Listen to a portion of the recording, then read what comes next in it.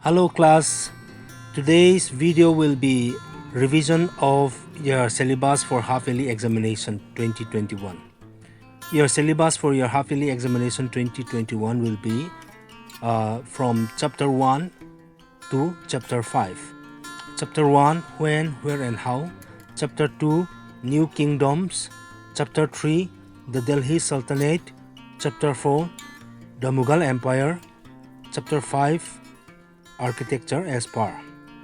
With these 5 lessons, you are going to prepare for your half-yearly examination. And in regarding to preparation for your half-yearly examination, in each chapter, you must read the exercises. Exercise 1, 2, 3, 4 and 5 in each chapter. Exercise 1 is fill in the blanks with appropriate words. Exercise 2, choose the correct answer. Exercise 3, match the rows. Exercise 4, write true or false. And exercise 5, answer the following questions in 1 or 2 sentences.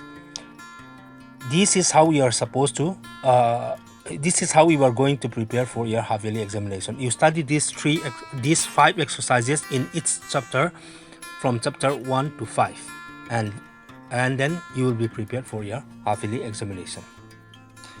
And in this video, I will be discussing the summary of lesson number 3 and 4. Lesson number 3, the Delhi Sultanate, and lesson number 4, the Mughal Empire. These 2 chapters are quite vast, and we have taken contact class.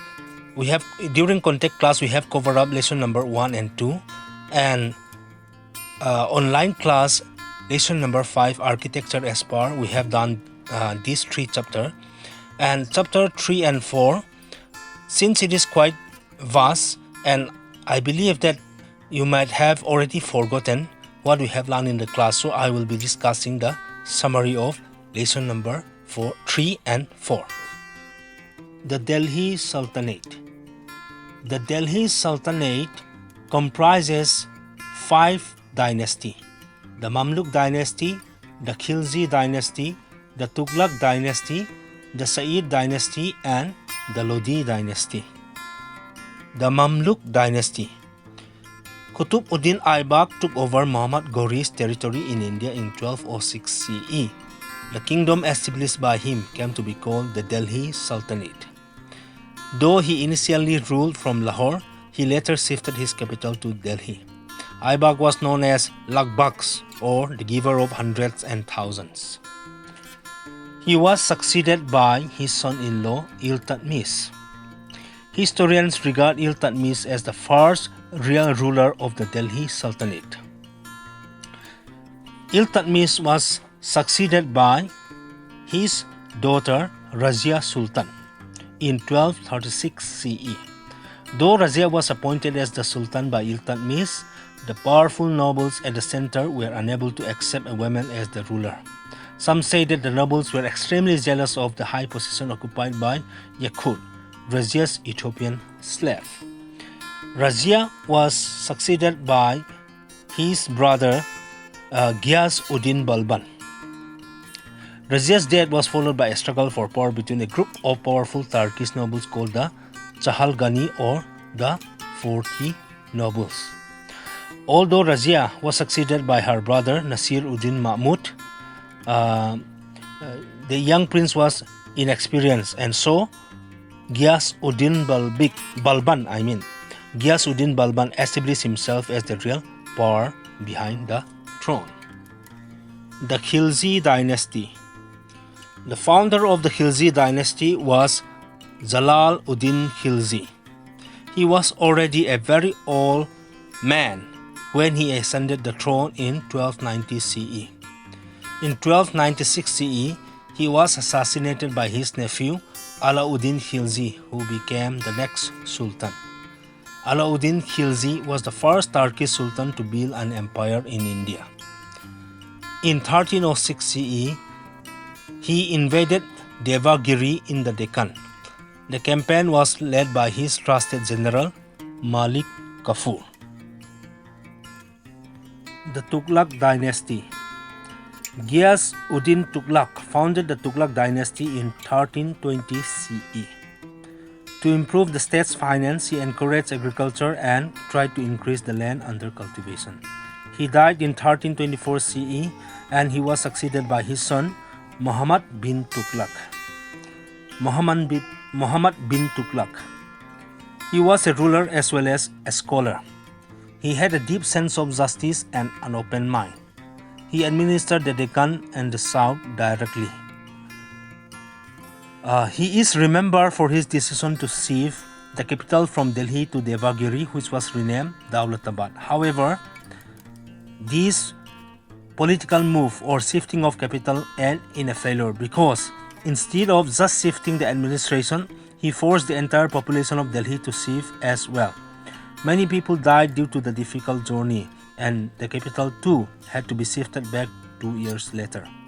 Another experiment that the Sultan Muhammad bin Tughlaq introduced was that of token currency. Token coins were made of copper and could be exchanged with gold and silver coins from the treasury. These two ended in a failure. Muhammad bin Tughlaq died in 1351 CE. Firoz Shah Tughlaq. Firoz Shah's main aim was to consolidate the kingdom. He thus undertook measures to reform the administration. He built the city of Firozabad in Delhi. He built nearly 300 towns and repaired all buildings. The Sayyid dynasty. The Tughlaq dynasty came to an end in 1414 CE when Khizr Khan established the Sayyid dynasty. However, this too was a weak dynasty and was overthrown by Ba'lol Lodi in 1451 CE.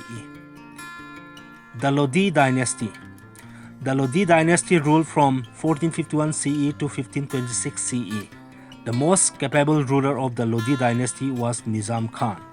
The last ruler of the dynasty, Ibrahim Lodi, was defeated by Babur in 1526 CE in the First Battle of Panipat. The sun had set on the Delhi Sultanate after the reign of 3 centuries. Chapter 4. The Mughal Empire. The Mughal Empire was established by Babur, 1526 CE to 1530 CE. Babur was attracted by the immense wealth of India. From 1519 CE onward, he led repeated invasions against Indian kingdoms. He marched towards Delhi and met Ibrahim Lodi in the First Battle of Panipat in 1526 CE. Babur defeated Ibrahim Lodi and laid the foundation of the Mughal Empire. He was succeeded by his eldest son, Humayun. The Mughal ruler called themselves Badshah or Padshah to show their superiority to a sultan. Humayun had to fight Bahadur Shah of Gujarat in the west and Sher Khan of Bihar in the east. Humayun was defeated twice by Sher Khan, at Chausa in 1539 CE and near Kanauj in 1540 CE. This defeat at Kanauj cost him his throne. He fled to Kabul and then to Persia. For a period of 15 years, 1540 to 1555 CE, Mughal rule was replaced by Afghan rule. Humayun's defeat left him without a kingdom. Sher Khan died in 1545 CE. His successors were weak and incompetent. This gave Humayun the opportunity to reclaim the throne and re-establish the Mughal Empire. Sher Shah Suri, 1540 to 1545 CE. Sher Khan ascended the throne of Delhi under the title of Sher Shah. He ruled for a brief period of 5 years. He improved the administrative system and maintained a strong army. Sher Shah built an excellent network of roads called the Sadak-e-Azam, which is now known as the Grand Trunk Road. Akbar the Great, 1556 to 1605 CE. Akbar, the eldest son of Humayun, was born in 1542 CE in Amarkot when Humayun was in exile. Akbar succeeded his father as the Mughal emperor in 1556 CE. He was only 13 years old at the time and was under the guidance of his regent Bairam Khan. During the initial years under the regency, Akbar had to face threats from the descendants of Sher Shah Suri and Hamu, who captured Delhi in 1556 CE. Akbar's forces met them at the Second Battle of Panipat and defeated them, thus removing the threat to Akbar's throne.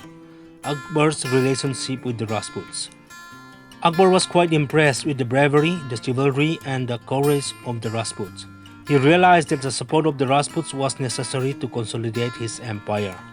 He strengthened his relationship with the Rajputs through matrimonial alliance. Akbar married the daughter of Raja Bahara Mar, the ruler of Amber.